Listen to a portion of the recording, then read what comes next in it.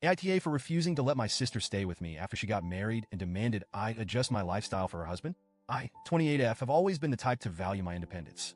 I grew up in a pretty large family, so having my own space always felt like a bit of a fantasy. Sharing a room, juggling noise, and accommodating other people's needs were just a part of life. As soon as I was able, I moved out, eventually found a job I loved, and settled into my two-bedroom apartment. It isn't luxurious or anything, but it's mine, and I put a lot of care into making it a place where I feel comfortable and happy. I wouldn't call myself a neat freak, but I definitely value organization and a calm, quiet environment. I live alone, and I honestly adore it. My apartment has this minimalist, peaceful vibe that I've cultivated over the years. I like the idea of having control over my surroundings, and I tend to do little things to make the space feel more personal. One of my rooms is technically a guest room, but I mostly use it as a hobby space. I'll read, paint, listen to music, or just unwind there after work. It's like a mini sanctuary where I can escape, and the setup has always worked perfectly for me. Recently, though, my life has gotten a bit more complicated thanks to my older sister, 30F. She just got married a month ago to her husband, 31M. Let's call them Sarah and John. I was happy for Sarah. She'd been waiting for this moment for a long time. They met, fell in love, and had this whirlwind romance that led to marriage in less than a year. It all happened so fast that I never really got a chance to know John. We've met maybe twice, once at their engagement, and then briefly on their wedding day. He seems fine, kind of quiet, maybe a little particular about things, but overall he seemed like a decent guy. After the honeymoon phase, Sarah started reaching out to me with the idea of visiting. At first, I thought she just wanted a weekend to catch up, but then she clarified. She and John wanted to stay for a few weeks. They live about 3 hours away from me, so I figured maybe they just wanted a change of scenery. I love my sister, and I wouldn't normally have a problem with her visiting for a bit, so I said yes. But then the real kicker came. Sarah called me again, and her tone was different. Not hesitant, exactly, but more managerial. She started listing things that I would need to adjust to make the place comfortable for John. I initially thought she meant practical things like making space for their luggage or maybe putting fresh sheets on the bed. But, oh no, she had way more specific ideas in mind. Here's what she said, and it felt like a total laundry list of demands. 1. Quiet hours. Sarah told me that John works from home, so he needs an extremely quiet environment. They want me to observe quiet hours from 9 a.m. to 5 p.m. every day.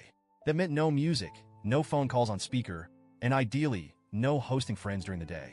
She said John gets distracted easily and needs peace to focus. I'm someone who often plays soft music while I work or clean, and I sometimes have friends over for coffee or just to hang out. This quiet hours rule would completely shift my whole day. 2. Full access to the guest room. The guest room is usually my little hideaway. I've got art supplies, books, and other things I use to unwind. But apparently, John needs a private space to take his work calls, so Sarah asked if I'd clear it out entirely to make it a proper office for him. When I asked why he couldn't just work in the living room, she said he finds open spaces distracting. She didn't say what I should do with all my stuff, just that I needed to find a temporary storage solution. 3. No cooking strong-smelling foods. Now, I'm not a chef by any means, but I do enjoy cooking a few things that have strong flavors, like curries or stir-fries with garlic. Sarah informed me that John has sensitive taste buds and that the smell of certain foods might bother him. So she asked if I could avoid cooking anything too fragrant, just to be considerate. 4. Making space for their relationship.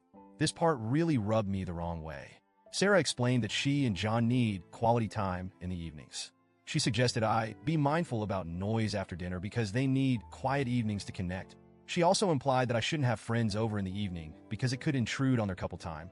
Keep in mind, this is my own home, and I'd be expected to tiptoe around because they want to be alone. When Sarah finished talking, I felt like I'd been hit by a truck. She sounded so nonchalant, as if it were totally reasonable to ask me to rearrange my entire lifestyle for them.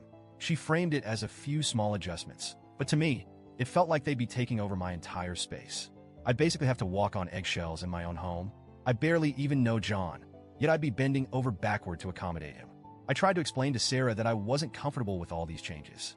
I told her I'd be happy to let them stay if they could compromise a bit. Maybe he could work from the living room instead of the guest room, or maybe they could just stay for a weekend instead of multiple weeks. But she immediately got defensive and accused me of being selfish.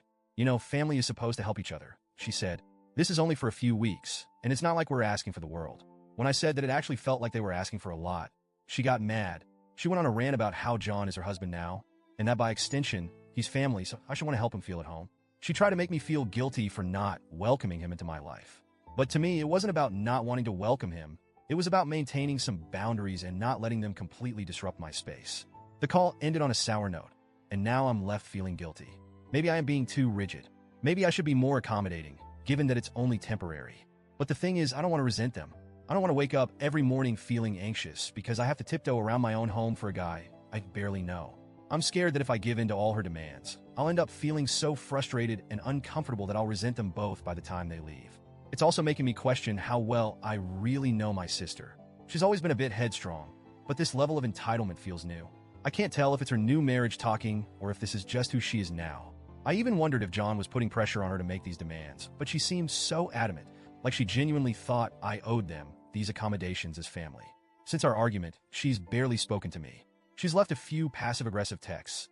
Things like, I guess we'll just have to figure something else out, since it's too much to ask you, or I thought you'd be more supportive as a sister.